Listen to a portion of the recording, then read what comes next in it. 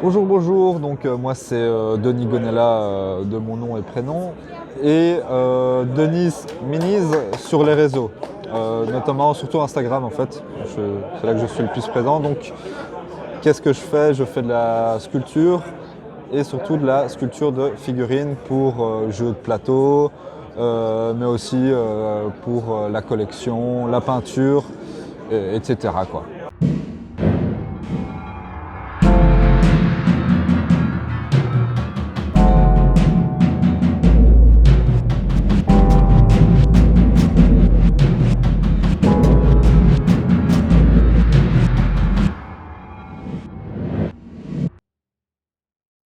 Ouais, alors moi, mes univers de prédilection, c'est Rackham. Je pense que ça se voit un peu quand on va voir mon travail.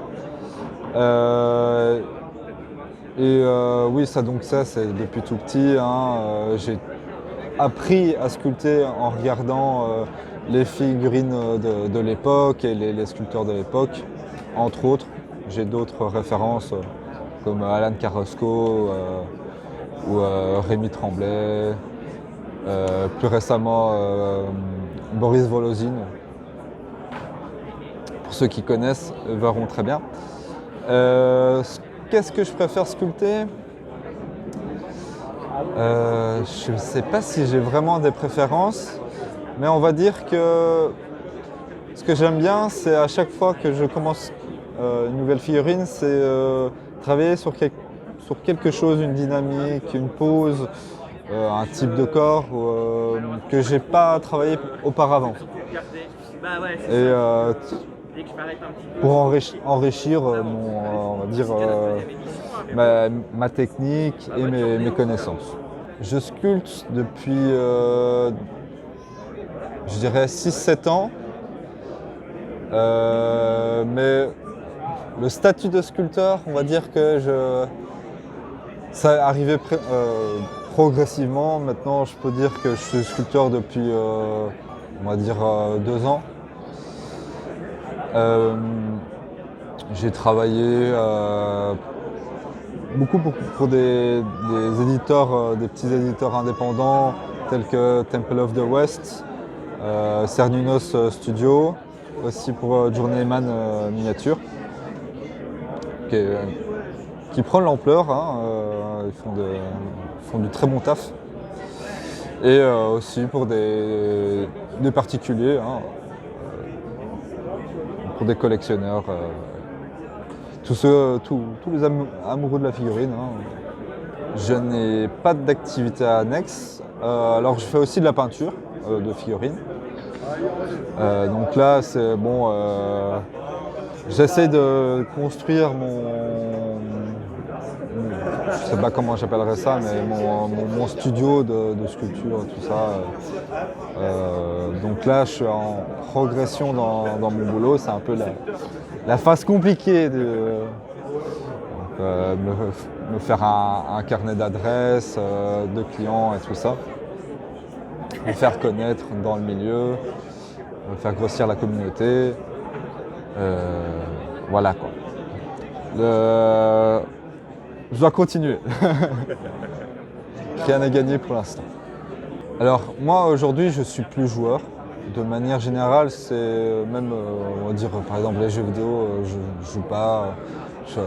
J'aime bien fabriquer, créer. Enfin, c'est maintenant comme ça que je m'éclate. Mais j'ai joué à Confrontation, mais beaucoup à Warhammer Battle, Warhammer 40K, hein, les classiques. Sinon, non, j'ai pas multiplié les licences. Je suis resté beaucoup sur ces deux univers-là. Donc mes références artistiques, alors dans le monde de la figurine en sculpture, et en peinture aussi d'ailleurs, j'ai parlé surtout je vais un peu approfondir sur Alan Carrasco. Bon, les premières fois que j'ai vu ses créations dans les World Dwarf, j'étais tout petit. Et bon, il a vraiment son univers,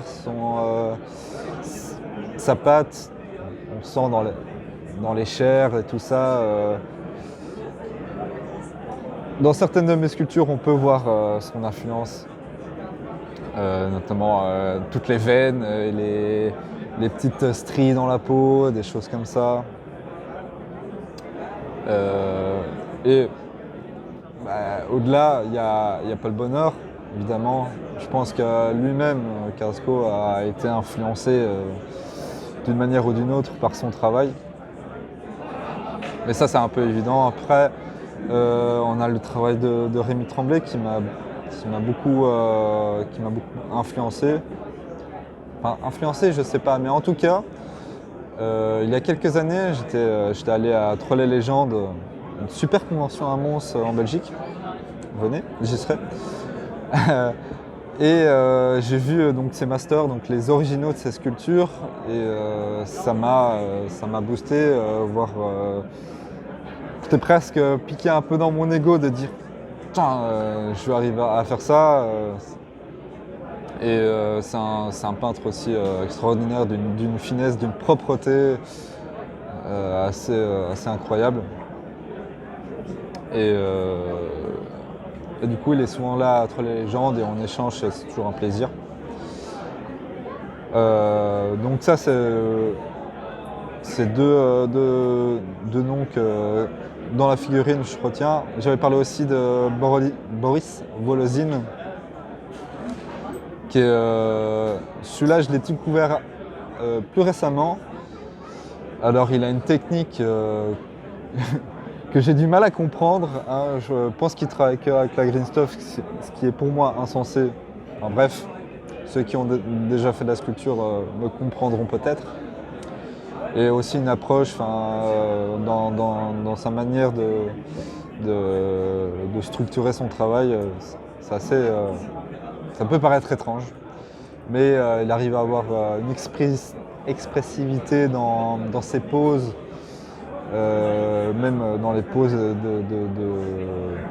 veux dire dans les tissus, dans ses drapés, tout ça, il y a vraiment quelque chose d'à la fois riche, mais sans trop en faire. C'est très technique et ça je garde à l'œil pour essayer de m'enrichir moi dans mon travail. Sinon, je vais citer un peu des choses plus en dehors. Alors le premier, je vais citer donc quelqu'un que j'ai regardé beaucoup pour apprendre le modelage, donc la technique de sculpture qu'on utilise pour la figurine. Lui, il travaille en plus grand format, c'est Cyril Rocklen. Donc allez voir, il y a beaucoup de vidéos de lui sur YouTube qui travaille. Et on voit qu'il travaille très vite, il pose très vite ses volumes. Je trouve ça très intéressant. Et il travaille vraiment aussi sur les volumes, les lignes de force, les points importants pour avoir vite l'idée du volume plus que les détails. Et ça donne toujours des trucs très expressifs aussi et c'est très intéressant. Donc ça, si vous voulez, on peut apprendre à sculpter, c'est vraiment super intéressant. Donc Cyril Rocklen, je ne sais pas si je le prononce bien, mais bon.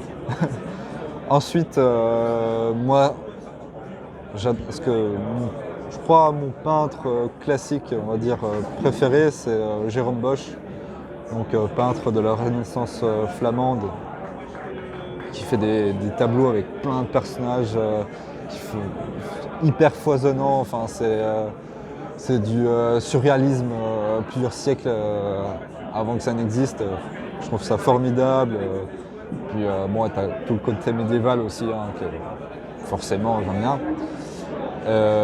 Enfin, c'est hyper riche, grosse influence aussi. Enfin, je peux me perdre dans ces toiles, voir tous les petits détails, c'est super.